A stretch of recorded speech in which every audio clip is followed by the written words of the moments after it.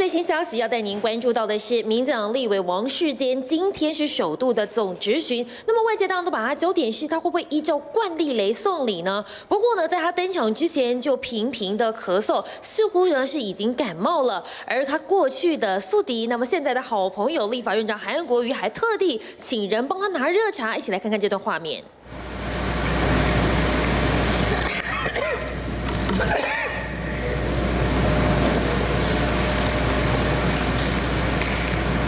有韩国语声音吗？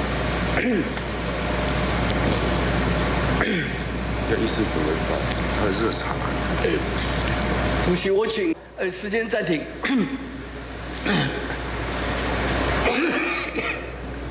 委员要喝点水。那个，主席，我可不可以喝水？可以，那边是你的事，没有问题，请。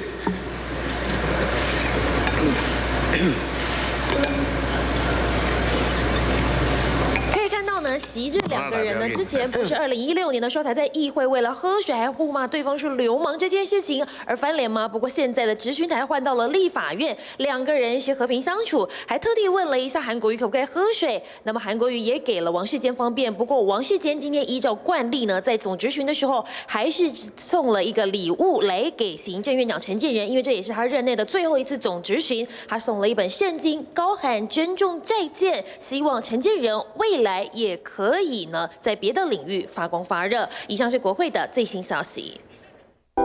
想看最完整的新闻内容，记得下载 TVBS 新闻网 APP。